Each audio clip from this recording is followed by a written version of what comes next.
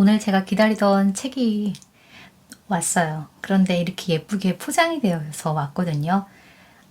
이 책을 어디서 샀냐면은 풍월당에서 샀어요. 풍월당은 압구정동 쪽에 있는 음반 전문 회사죠. 그리고 많은 음악 관련한 책을 내는 기업인데, 자, 제가 어떤 책을 샀냐면, 언박싱을 처음 해보는데 왜 하냐면, 보통 제가 다 알라딘에서 사는데 유독 이 책을 풍월당에서 사고 싶었던 이유가 있었어요. 이렇게 파버카스텔 펜이 왔고, 그 다음에 보리과자 2개가 들어있습니다. 한번 무슨 서신이 있을까 한번 볼까요? 무라카미 하루키, 오래되고 멋진 클래식 레코드들 추천사, 한 소설가의 바탕을 이룬 오랜 축적의 시간들. 이 편지가 있습니다. 이거 풍월당 대표가 쓰신 편지인데, 젊은 시절부터 30여 년간에 걸쳐 하루키를 읽은 것은 나의 진짜 취미였다. 저도 언제부턴가 하루키를 읽는 게 취미가 된 사람인데 많은 분들이 그러시겠죠. 진짜라는 말에는 몇 가지 의미가 있는데, 첫째로 남들 몰래 읽었다는 것이고, 둘째로 읽으면 정말 기분이 좋아졌다는 것이며, 셋째로 한글로 번역된 하루키 글이라면 한 쪼가리도 빠짐없이 읽었다고 자신하는 점이다. 한 쪼가리도 빠짐없이 읽으셨대요. 이렇게 본인의 이야기를 이렇게 또 편지로 저희들한테 담아서 보내주셨어요. 아마 이 서신이 책에 어딘가 담겨 있지 않을까 싶습니다. 추천사나. 와우. 와우. 어머. 세상에나. 포장이 예술이에요. 포장이. 세상에. 이렇게 두께감을 주기 위해서 안에다 신문을 넣고, 우리가 기억나시죠? 이 얇은 한지를 겹으로 싸서 이렇게 포장을 정성스럽게 했어요. 와, 너무나 클래식을 듣는 당신에게 기분이 좋아집니다. 오래되고 멋진 클래식 레코드. 와, 마음에 드는 레코드 재킷을 바라보는 것만으로 그 안에 있는 음악의 세계에 또 다른 문을 통해 들어갈 수 있다. 어쩌면 나는 물건의 형태에 너무 집착하는지도 모른다. 그래도 이렇게 돼버렸으니 별 수 없다고 받아들이기로 했다. 어차피 인생이란 거의 의미 없는 편향의 집적에 지나지 않으니까. 그렇죠. 우린 다 편향된 삶. 자기가 원하는 방식대로 사는 삶이니까. 자, 볼게요. 이 펜도 치워두고. 자, 펜을 여기다 두고, 포장도 두고 봅니다. 이 안에는 무엇이 있을까? 이렇게 또 레코드가 있습니다. 자랑할 정도는 아니지만 이런 걸 모았답니다. 60년째 지속가능한 취미생활의 결정체. 지속가능한 취미생활, 여러분들은 갖고 계십니까?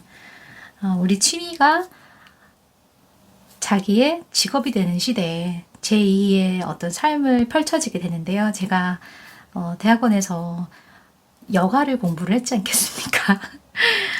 여가 경영 MBA를 딴 사람이다 보니 취미에 대해서 굉장히 집착적으로 바라보는 면이 있어요. 이 사람은 어떤 취미로 그 사람의 제2의 인생을 펼쳐갔는가. 특히 하루키는 달리기와 이 레코드를 수집하면서 음악을 정말 깊이 이해하는 것. 그러다 보니 하루키의 저서 속에서는 명문장들이 음악 속에서 태어난 것을 우리가 다 알고 있지 않겠어요? 무라카미 하루키의 와우. 왜 아날로그 레코드인가? 여러분, 아날로그 레코드판 사실 저는 하나도 안 갖고 있어요. 다 예전에 버렸죠. 지금은 CD만 이제 갖고 있는 건데, 그래도 CD 많이 갖고 매일매일 책상 앞에 있는데 듣고 있답니다. 와우, 굉장히 제가 좋아하는 곡들이 많을 것 같아요. 그래서 정말 떨리는 마음으로 한번 이 책을 보렵니다. 왜 아날로그 레코드인가? 레코드를 모으는 것이 취미라서 이럭저럭 60년 가까이 부지런히 레코드 가게를 들락거리고 있다. 이쯤 되면 취미라기보다 고질병에 가까운지도 모른다. 나는 일단 글을 써서 먹고 사는 사람이지만 이상하게 책에는 그다지 집착이 없다. 그렇지만 레코드에 대해서는 인정하기 좀 쑥스러운데 나름대로 집착이 있는 모양이다. 내가 지금껏 사모은 것은 주로 재즈 레코드인데 클래식도 옛날부터 좋아해서 재즈만큼은 아니어도 제법 많은 레코드를 수집하고 있다. 중략을 하고 그렇다면 클래식 레코드 중에서도 어떤 것을 사느냐, 연주가나 작곡자도 당연히 선택 기준이 되지만 재킷이 멋있어서 무심결에 사올 때도 있고 그냥 싸다는 이유만으로 사버릴 때도 있다. 재즈의 경우처럼 이 사람이 연주한 음반은 전부 모아봐야지 하는 체계적인 계획은 없다. 어쩌다 보니 닥치는 대로 사모은 것이 더 많다. 그리고 이른바 명반이라는 것에도 거의 관심이 없다. 세상의 평가나 기준이 때로는 내게 해당하지 않음을 경험으로 알기 때문이다. 그보다는 믿져야 본전이라는 마음으로 흥미로운 레코드를 적당한 가격에 사와서 마음에 안 들면 처분하고 마음에 들면 남겨두는 방식을 지켜왔다. 남이 내리는 평가보다 나 자신의 귀를 신뢰한다. 굉장히 좋은 문장이죠. 남이 내리는 평가보다 나 자신의 귀를 신뢰한다. 혹은 취향을 우선으로 한다. 좋다, 나쁘다, 훌륭하다, 아니다에 대한 나의 판단이 때로는 틀릴 수도 있고 부당할 수도 있지만 그로 인해 누군가에게 피해를 주는 일은 없다. 아마 없을 것이다. 굉장히 자기의 어떤 신념이 이 문장에 잘 들어가 있네요. LP판에 대한 애정에 대한 글입니다. LP판은 애정을 가지고 대하면 그만한 반응을 보여준다는 것이다. 그렇듯 인간적인 관계를 맺을 수 있다는 점이 내게는 더할 나위 없다. 제 키 크기가 CD보다 훨씬 크다는 점도 마음에 든다. 손에 들고 바라보기에 딱 좋은 크기다. 마음에 드는 레코드 재킷을 바라보는 것만으로 그 안에 있는 음악의 세계에 또 다른 문을 통해 들어갈 수 있다. 어쩌면 나는 물건의 형태에 너무 집착하는지도 모른다. 그래도 이렇게 돼버렸으니 별 수 없다고 받아들이기로 했다. 어차피 인생이란 거의 의미 없는 편향의 집적에 지나지 않으니까. LP판의 단점은 무겁다는 것, 그리고 그 자리를 많이 차지한다는 것이다. 우리 집에는 15,000장 정도의 레코드가 있는데 이것들이 잡아먹는 공간 때문에 아내의 원성을 수시로 듣는다. 샀다가 팔고 샀다가 팔고를 되풀이하는데도 어찌된 셈인지 전체적인 수는 시시각각 착실하게 늘어나고 있다. 굉장히 많이 갖고 있네요. 15,000장의 LP판을 소장 중이라고 합니다.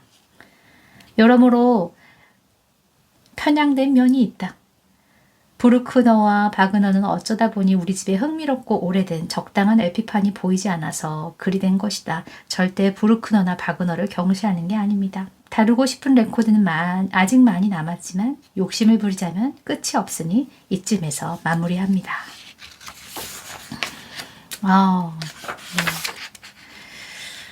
스트라빈스키의 팔트루슈카가 제 첫 번째 곡으로 나왔네요. 와우. 이 곡 하나하나만 가지고도 읽어도 굉장히 좋을 텐데 제가 한번 쭉 읽어보고 어느 음반에 대한 어느 음악에 대한 즐거운 이야기가 나왔는지 함께 제가 나눠보도록 할게요. 책 속에 풍월당 주인장이신 우리 박정호 대표님의 글이 없어요. 근데 우리 박정호 대표님도 명문장가이잖아요. 클래식에 대한 글에 있어서 독보적이신 분인데 제가 이걸 쭉 읽어보니까 이 글을 읽고 나면 하루키의 이 신간 오래되고 멋진 클래식 레코드가 더 한눈에 보일 거고 그간의 하루키가 책 속에서 이야기해왔던 음악들을 다 정리가 되어 있어요. 그래서 이 글을 읽어드리는 게 굉장히 도움이 될 것 같습니다. 현재의 독자이든 미래의 독자이든요. 무라카미 하루키 오래되고 멋진 클래식 레코드들 추천사. 한 소설가의 바탕을 이룬 오랜 축적의 시간들. 젊은 시절부터 30여 년간에 걸쳐 하루키를 읽은 것은 나의 진짜 취미였다. 진짜라는 말에는 몇 가지 의미가 있는데 첫째로 남들 몰래 읽었다는 것이고 둘째로 읽으면 정말 기분이 좋아졌다는 것이며 셋째로 한글로 번역된 하루키 글이라면 한 쪼가리도 빠짐없이 읽었다고 자신하는 점이다. 남들 몰래 읽었다는 것에는 밝히기 민망한 어떤 요소가 있다는 말이기도 하다. 거기에는 내용이 야하다는 것과 고전이 아니라 대중문학에 가까운 책이라고 생각한 것과 더불어 내 나이나 직업에 비해 채신머리 없다고 생각한 점일 것이다. 하지만 어쩌겠는가 창피한 점이 있다손 치더라도 하루키를 읽으면 자유로움을 얻는 기분이었다. 젊은 날 하루키의 소설을 손에 들고 있는 시간만은 확실하게 행복한 순간이었다고 기억한다. 하루키의 나이는 음력으로 치면 나와 띠동갑이다. 그는 나보다도 12년 앞서서 이웃나라에서 살아간다. 그는 나에게 만나지는 않지만 소식을 훤하게 아는 옆집 형이나 삼촌 같다. 만일 그가 그리스를 여행하고 일본으로 돌아가서 좀 쉬었다가 여행을 책으로 쓰고 그것이 일본에서 출간되고 히트치고 매번 당연히 그리하여 우리나라에서 그것을 계약해서 번역하고 국내에 한글판이 나와서 시장에 풀리고 그리고 그가 구입하여 어느 정도 내 책장이나 혹은 소파에서 굴러다니다가 이윽고 내가 시간을 내어 그 책을 읽기 시작한다. 특히 당시에 일본이 우리나라보다 사회 경제적으로 조금 앞서갔기에 하루키의 소설 속 풍경은 책을 읽고 있는 나의 배경과 유사한 점이 많았다. 그러면서 그가 그 책을 쓴 시기와 그것을 읽는 나의 12년이라는 거리가 사라졌다. 그렇게 하루키의 책과 나는 시차를 두고 평행하게 걷는 듯이 세월을 먹어갔다. 그리고 하루키 책의 소재와 지향점이 조금씩 바뀌어 가듯이 세상을 향한 나의 관심이나 인생의 중심도 조금씩 바뀌었음도 물론이다. 하루키의 소설을 읽어보면 거의 빠지지 않는 것이 음악 이야기다. 만일 음악에 대해서 관심이 전혀 없거나 무지하다면 그 대목을 읽기가 제법 곤란할지도 모른다. 그러나 하루키는 여지없이 음악 이야기를 자주 그리고 때로 꽤 장황하게 이어간다. 그러나 나에게 음악이란 다행히도 하루키의 소설만큼이나 즐거운 재미라서 음악 이야기가 나오는 대목은 나에게 가장 신나는 페이지가 아닐 수 없다. 하루키의 음악 이야기는 대부분이 재즈에 관한 이야기다. 그를 읽으면 그가 재즈의 조예가 깊다는 것을 쉽게 알 수 있다. 그리고 그의 또 하나의 오브제는 레코드다. 이 책에서 스스로 밝히고 있듯이 하루키는 60년 동안 레코드 가게에 들락거린 사람이다. 물건으로 치자면 그는 책보다는 레코드에 애착이 더 많다고 고백한다. 즉 레코드라는 물건은 하루키의 소설에서 맥주나 고양이나 스니커즈와 같이 확실한 소품이다. 그의 고백으로 보면 그가 소장한 레코드는 대부분이 바이닐, 즉 LP인데 그중 70%는 재즈고 20%는 클래식이라고 하니 여러 글로 조합해서 그의 클래식 레코드 컬렉션은 3,000장 정도가 아닐까 추측한다. 그렇다면 클래식에 관한 한 수집 범위는 상당한 편이며 꽤 깊은 내공이 있을 것으로 생각할 수 있다. 그리고 실상은 이 책에서 그대로 밝혀진다. 그의 소설 1Q84에 나온 야나체크의 심포니에타는 그의 음악 이야기의 정점을 찍었고 세계적으로 이 곡에 대한 부활 현상까지 일으켰다. 각국의 클래식 레코드 판매 순위에서 이 곡이 순위에 오르면서 하루키의 영향력을 다른 방면에서 실감했던 신뢰다. 그러나 솔직히 클래식 마니아라면 그 곡목의 음악적 비중에 대해서 수긍하기 애매했던 음악임은 분명하였다. 그 외에도 노르웨이 숲에 나오는 브람스 교향곡 4번이나 해변의 카프카의 베토벤 피아노 3중 주곡, 대공, 혹은 태엽 감는 새에 나오는 로시니의 오페라 도둑같이의 서곡 등을 마주치면 혹시나 그가 어디서 주워들은 건 아닌지 하는 기분을 떨치기 어려웠던 것도 사실이다. 한마디로 그의 소설에서 주인공은 재즈고 클래식은 부전공이나 장식이라는 느낌이었던 것이었다. 하지만 이번 책 오래되고 멋진 클래식 레코드들이라는 고개가 먼저 끄덕여지는 멋진 제목을 단 새 책을 읽고는 놀라움을 금할 수 없었다. 그의 소설에서 언급되었던 클래식 음악에 대한 지식이 빙산의 일각에 지나지 않았던 것이다. 자신의 말대로 그의 레코드 모으기는 체계적이지도 않고 이른바 명반이라는 것들을 쫓아서 모은 것도 아니다. 때로는 재킷이 멋있어 보여서 사기도 하고 이건 정말 나와 같다. 때로는 싸다고 사기도 하고 이건 나와는 다르지만 수긍이 간다. 하지만 결국 레코드 컬렉션이라는 것이 한번 마음에 들었던 음반과 비슷한 종류를 모으게 되는 것이니 결국 자기 취향의 족적이 쌓인 것이다. 하루키도 자신의 레코드 컬렉션을 결과적으로 모여버린 개인의 취미이자 기호라고 말한다. 그것은 분명 그의 60년 인생의 또 다른 흔적인 클래식 감상의 일기장이기도 하다. 이 책에서 그는 슈만의 교향곡으로서는 교향곡 2번 하나만 거론하지만 글을 읽다 보면 대체 그는 이미 슈만의 네 교향곡 모두를 얼마나 들었을까 하는 생각에 이르게 된다. 그리고 베토벤 피아노 소나타 32번의 레코드를 40장 이상을 가지고 있었다는 말에는 그의 진지했던 클래식 탐구에 두 손을 들게 되고 만다. 하루키는 이 책의 집필을 의뢰받고 자신의 아이디어가 아니라 의뢰받았을 것으로 추측한다. 분명 엄청난 자기 레코드들을 방바닥에 늘어놨을 것으로 상상해 본다. 그 중에서 자신이 좋아하는 100곡을 선정하고 100개의 챕터로 만들어 각 곡의 자기 레코드에 대해 썼다. 곡에 관해서는 거의 쓰지 않았다고 할 수 있지만 한두 줄로 슬쩍슬쩍 표현되는 곡에 대한 평은 예리하고 흥미롭다. 한 곡당 언급되는 레코드는 보통 서너 장에서 많으면 10장이 넘어가기도 하는데 그럴 경우 몇 곡은 두 개의 챕터에 상하로 나누어 썼다. 그의 말처럼 글들은 음악에 관한 안내서도 아니고 음반에 관한 자랑도 아니다. 다만 보세요, 이런 것도 있어요 라는 그의 표현은 아주 적절하다. 그러나 지금은 구할 수 없는 과거의 전설적인 연주나 녹음들을 보노라면 분명 들어보고 싶은 마음이 생겨나고 그의 오래되고 깊은 감상에 대해 경외심마저 갖게 된다. 그가 거론하는 음반들 중에서 지금 시중에 유통되는 것은 10% 정도에 불과하다고 할 수 있다. 그러니 이 책을 레코드 수집의 가이드북으로 삼기는 곤란하다. 하지만 하루키의 취향과 표현을 읽는 것만으로도 충분히 가치 있으며 100곡의 곡목만으로도 흥미롭다. 그의 음반들은 지금은 잊힌 지휘자나 연주가들이 많이 등장하여 올드팬에게는 무척 반가우며 젊은이들에게는 신기하게도 비칠 것이다. 조지 셀이나 스토코프스키 같은 미국 쪽 지휘자들에 대한 그의 호감과 발터, 비첨, 마크, 케르테스 등 지금은 거의 사라져가는 유럽 지휘자들에 대한 그의 해박한 식견도 보여준다. 또한 하루키 특유의 문체를 즐기는 반 역시 기막힌데 그 곡을 아는 사람이라면 고소하기가 이를 데 없다. 연주를 두고 한껏 당겨진 근육질이라든지 이고로 마르케비치의 구덩이 같은 표현은 누가 할 수 있을까?